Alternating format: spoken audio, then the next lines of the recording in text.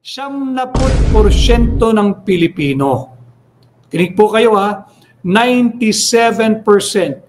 77% ng Pilipino ang nagsabing laganap, masahol, talamak at garapal ang kurakot at pagnanakaw at korupsyon sa ilalim ng Marcos Jr. administration. Yan nga ho ang pag-usapan natin ngayon mga ka-reaction update PH.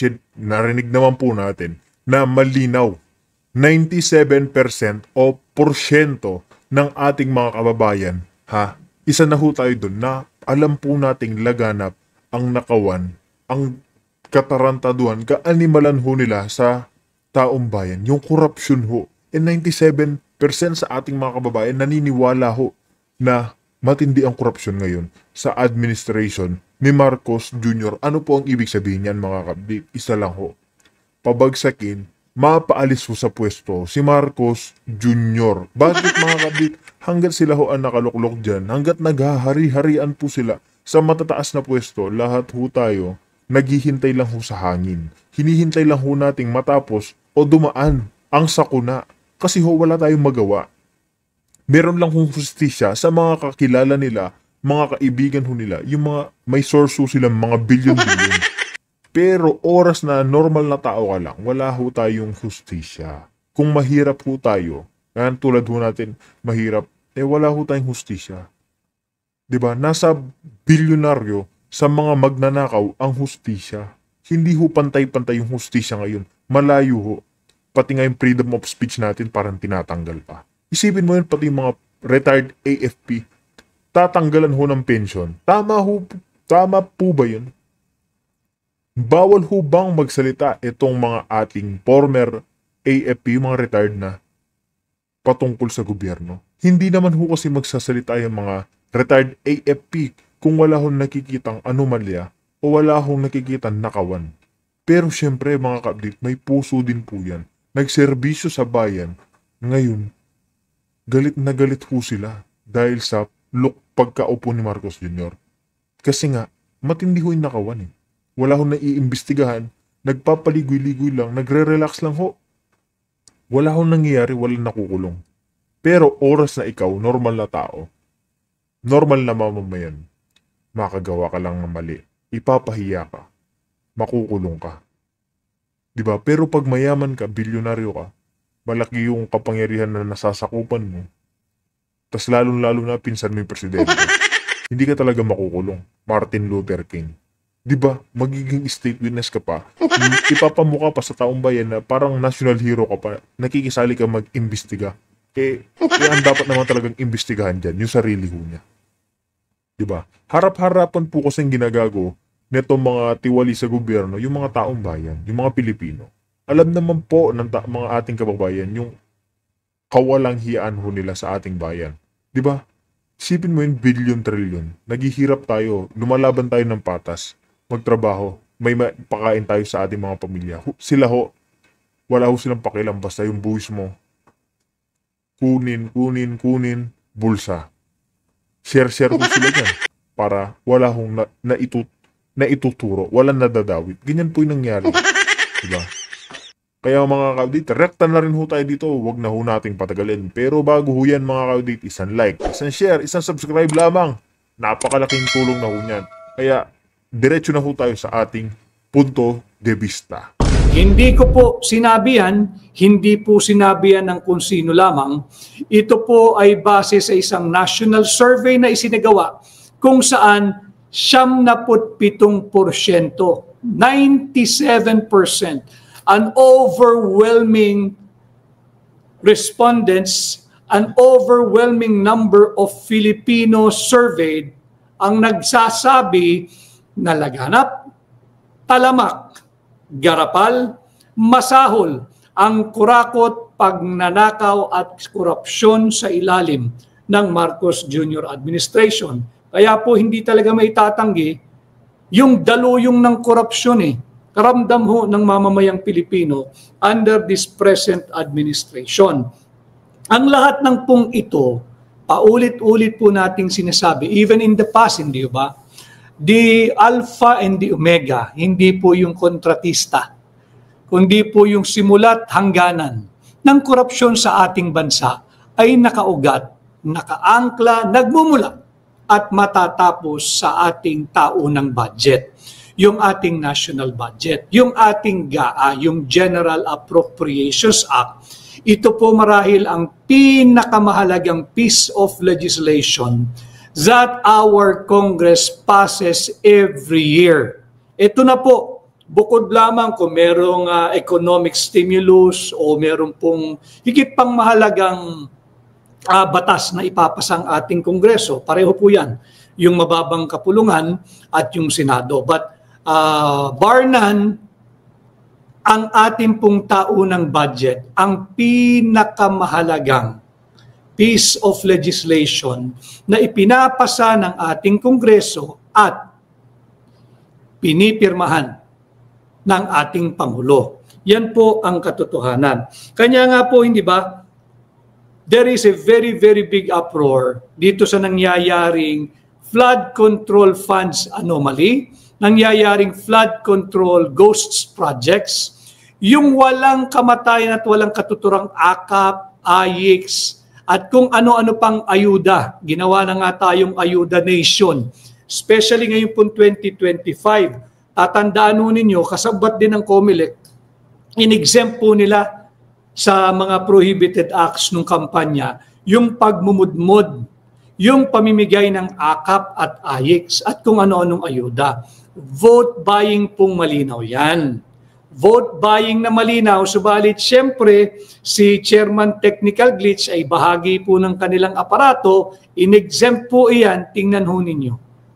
Pagka may baha, may bagyo, may lindol, wala na hong namimigay ng ayuda, wala na hong namimigay ng AKAP, nawala na po yung namumudmud ng AYIX. Yung mga palagi ang suki ng AKAP at AYIX. Nagkaunawaan naman po tayo noon, nagkaintindihan tayo kahit sa mga probinsya. Ang ating pakiusap sa inyo, kunin nyo, pera nyo yan. Pero iboto ninyo kung sino ang nasa inyong konsensya, puso, diwa at damdamin. Ginawa po nyo yon. Siyempre, hindi naman natin kontrolado ang makina at palagi namang ginagamit ng COMELEC yan, lalo na kung ang chairman pa rin ay si Chairman Technical Glitch, yan po ang mangyayari. Subalit, ngayon ho, dahil nga ang ating layunin ay itaas ang antas ng pampublikong diskurso, higit na mapalawak, mapalalim at buksan ang inyong kamulatan, tingnan ninyo, nakailang sakuna na. Ang daming lugar, patuloy na nakababad sa baha. Meron pa bang AKAP? Meron pa bang AYIX? Sabi nila, i-institutionalize o hindi lamang daw po pang eleksyon yan, year-round daw po yan. Nasaan na? Nasaan na yung mga maiingay na nagbibigay ng AKAP at AYIX? Kaya nga ho, di ba, ang ating kritisismo, ang ibig palang sabihin ng AKAP, ang kakapal ng aming pitaka ng mga tiwaling politiko. And true enough, days after the midterm election, pumutok na po itong hindi na maaawat na flood control funds anomaly. Ulitin ko ang punot dulo po ng korupsyon sa ating bansa ay ang ating taunang national budget. Yung yearly GAA, especially for this year, when the President, si BBM, pinirmahan niya yung invalid, unlawful, illegal, immoral, and unconstitutional 2025 national budget. Pinirmahan niya yan after silang magkaroon na naman ng propaganda na masusi nilang pinag-aaralan ang panukalang 2025 budget noong Disyembre ng nakaraang taon. At nung siya'y pumirma na at naglabasa na nga, nagsampa na ho tayo ng kaso sa Korte Suprema, hindi ho ba? Questioning the constitutionality. We want to strike down the 2025 national budget for being unconstitutional. Ano po ang naging tugon ni BBM? Pinag-aralan daw po niya ng masusi. Binasa niya ang kada pahina ng mahigit na 4,000 pahinang 2025 General Appropriations Act. Tapos ngayong sumabog na po itong hindi na maawat at hindi na maikubli na korupsyon, ang kanyang lusot, wala raw po siyang kinalaman diyan sa mga nangyayaring anomalya. 3 taong ka ng presidente, at least entitled, you're the president, pwede bang hindi mo alam ang nangyayari sa iyong taunang budget? Now, with the 97% of the Filipinos, based on the recent survey, condemning that there is indeed a widespread, prevalent, and para po itong stage 4 like cancer. Talagang malala na, malubha, malala na. Under the Marcos Jr. administration, malaking pagtataksil, malaking disservice, malaking pangbubudol ang ginagawa ng ICI, yung Independent Commission on Infrastructure. Ito po ay lantarang whitewashing or cover-up. Dahil pareho ng ICI at ang Blue Ribbon Committee ng Senado, nagsasagawa po yung ICI, imagine ninyo, nasa labas na ng lansangan ang parami ng mga Pilipinong nagpapahayag. Ang ginawa ng ICI, closed door ang kanilang fact-finding. Bahala na po kayo mag-spell kung ano po ang pag-spell nyo ng fact-finding. Ano ho? So, nandiyan po, they are doing it closed door. Diba? Yung fact-finding nila at yung pagsuspindi, yung napipintong pagsuspindi ng Blue Ribbon Committee at agaran ng pagtigil ng Blue Ribbon Committee sa pagdidinig nito ng mga anomalya sa flood control. Pinapababa lamang nila yung init ng ulo ng mga tao. At pagka na pang nag-resume po ang hearing ng Blue Ribbon, agad-agad po nagsabi na sila, maybe 2 more hearings, at pagbalik daw ho nila, ang kanilang bubusisiin, sisiyasatin at pag ang didinggin ay yung farm to market road. Teka muna, hindi pa naman tapos exhaustively the way they have conducted the investigation regarding the citizenship, the POGO, the connection ng isang dating mayor ng Bamban, Tarlac na si Alice Guo na talagang extensive, exhaustive. Bakit itong flood control anomaly ititigil na? Ayan mga ka-update, isa pa ho yan, no? Itong former na mayor dyan sa Bamban, si Alice Guo, kung banatan ho nila, imbestiga nila, ang bilis ho ng action nila. Agad ho nakulong. Nagnakaw ho ba si Mayor Alice Guo? Tanong lang po natin kung meron tayong mga nanonood dyan sa Bamban. Nagnakaw po ba siya? Hindi ho. Ano pong ginawa niya? Binigyan niya ho ng... Isipin mo, siya, balita dun kasi mga update, binigyan niya raw ho ni Mayor Alice Guo ng Jollibee, ang Bamban. Pinatuyuan niya ng McDonald's ba yun? Tapos may plano pa raw ho yan Parang sinasabi ho kasi, bibigyan din ng... Kasi nasunugan daw po ng palengke itong lugar ng Bamban, Tarlac. Plano daw po nitong si Mayor Alice Guo na patayuan ng palengke at bigyan daw ng terminal ng bus station. Kasi yung Bamban mga ka-update, medyo mahina pa po siyang bayan. Parang lubog pa po siya. Pero nung lumuklok daw ho yung si Alice Guo dyan, inangat niya daw ho ang Bamban. Isipin mo yun, tumutulong sa mga Pilipino. Tumutulong sa Pilipino, kinulong ho nila. Diba? Mabilis ho yung action nila. Etong mga nagnanakaw ngayon sa Kongreso, diyan nagnanakaw na kung saan-saan man, mandarumbong ng gobyerno, hindi ho nila ma-actionan. Wala hong magawa. Diba? Yan po yung pagkakaiba. Pag may matindi kang connection, diyan sa loob ng Kongreso, sa Malacanang, sa Presidente. Yan po yung pinagkakaiba niyan mga kabdit. Kaya hindi ho patas yung batas sa ating bansa. Pipili lang ho, iilan lamang yung mga may karapatan. May mga karapatang hindi makulong. Diba? Tulad niya lang, isipin mo yun, naging state witness pa itong kilalang kilala naman na magnanakaw. Malabo pong magkaroon ng patas na batas itong ating bayan. kung hanggat sila ang nakaluklok. Di ba? So wag po tayong pumayag, patuloy po kayong mag-ingay at nakita naman natin na sa gitna ng panggigipit ng kasalukuyang administrasyon. Lilinawin ko dahil marami daw pong mga nakamonitor sa aking pahina. Magkaiba po para sa aking pananaw ang administrasyon at gobyerno.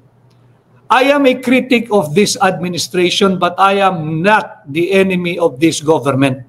There is only one government in the country, the government of the Republic of the Philippines. Administration, they will come and go. Whether they finish their term or not, administration come and go. Kanya nga po, meron tayong term limit. Iba po yung gobyerno sa administrasyon.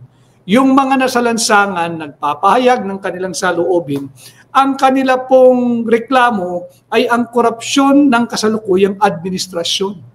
Hindi po sila nananawagan na pabagsakin ng gobyerno. Magkaiba po iyon.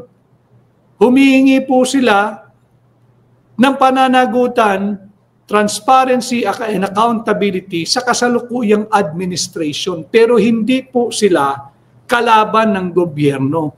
There is only one government, the government of the Republic of the Philippines. Unfortunately, yung gobyerno ng Republika ng Pilipinas ay pinapamahalaan ngayon ng isang kurap at kurakot na administrasyon. Magkaiba po yun Magkaiba po yung gobyerno sa administrasyon. Administration, they will come and go, whether they like it or not. Even if they forced to stay beyond their term, administration will come and go. Bakit? Balikan po ninyo. Article 2, Section 1. Sovereignty resides in the people and all government authority emanates from them. So ang permanente po ay ang ating gobyerno. Yung administrasyon, hindi po permanente yan. Lilipas din po yan. Kaya magkaiba po yan. So yung ginagawang cover-up at whitewash ng ICI at ng Blue Ribbon Committee, dapat po nating tuligsain iyan. Dahil ang hinihingi nga po ng sambayan ng Pilipino ay ang transparency. Paano tayo magkakaroon ng transparency kung closed door ang fact-finding, kung closed door ang investigation? Paano tayo magkakaroon ng transparency and accountability kung ititigil na o ililihis na ang direksyon ng Blue Ribbon Committee hearing? We all just have to go back doon sa underlying reason why the Blue Ribbon Committee was convened on the first place. Ano ba yung naging issue? Hindi ba yung flood control funds that the Philippines is underwater? Yun yung naging layunin ng Blue Ribbon sa kasalukuyang ginaganap na pandinig, na agad-agad po nilang tinigil nung nasa tarangkahan na ng Malacanang yung issue ng anomalya. Kaya hindi po nararapat, hindi po tama lantarang pagsasalaula sa kamulatan, katalinuhan ng mamamayang Pilipino kung bigla na lang muli nilang isasaksak sa ating mga lalamunan ng sapilitan. Ang iimbestigahan nila ay yung farm-to-market roads. Hindi pa po tapos yung flood control programs. Malaking pagkukulang po yan. Again, lalagyan natin ng konteksto dito sa aking pahina. We always provide a constitutional basis dito po sa ating inilalahad sa inyo. Article 11, Section 1. Public office is a public trust. All public officers and employees must at all times serve the Filipino people with utmost responsibility, integrity, loyalty, and efficiency. Serve them with patriotism. Mahalaga po yun Serve them, act with patriotism and justice, and lead modest lives. Ito pong huling sa aking sinabi, act with patriotism and justice, and lead modest lives. Sa ngayon yung mga kasundaluhan na lang po ang tila. Akma, itong salitang ito who are acting with patriotism and justice, ating armed forces of the people, and are leading modest lives. Alam ko, biktima rin kayo, kundi man kayo diretso, yung inyong pamilya ng baha ng korupsyon. Marami din sa inyo, yung mga anak siguro, yung medyo nakakaluwag-luwag, ay nasa private school o yung karamihan ay nasa public school. Instead na patatagin ang ating public education system, binubulsa po ng mga tiwaling mambabatas at mga opisyal natin sa executive department yung perang sana ay mapapabuti sa buhay ng ating mga kabataan. Ano ho? So ito ay malaking disservice sa mamamayang Pilipino. Yung ICI, budol po iyan. Yung Blue Ribbon Committee, pag upo ng bagong chairman, lalong budol po iyan. Wala po yan. Kaya saan tatakbo ang sambayan ng Pilipino? Mabuti na lamang meron pong social media na hindi po basta-basta kayang kontrolin. May shadow ban, merong iba naman talagang tinitake down yung mga pahina. Kanya nga po ako ay ang aking munting hiling sa inyo. Sana po ay patuloy kayong mag-react, mag-comment, mag-share at mag-follow sa aking pahina upang higit pong lumawak yung ating social media platform. Sa YouTube ho, mag-like, share, subscribe, mag-react po kayo, mag-comment po kayo. And of course, sa TikTok page po natin, patuloy po kayong mag-like at mag-follow. So ito pong ating pinag-uusapan bukod sa Article 11, Section 1, yung public office is a public trust. Nabanggit ko na po yan na yung ating mga public officers and employees must at all times be accountable to the people. Yun po yung sinisigaw ng mga nagrarally. Demanding for accountability and transparency. Wala pong mali doon sa ating mga nasa pamahalaan. Wala pong mali doon.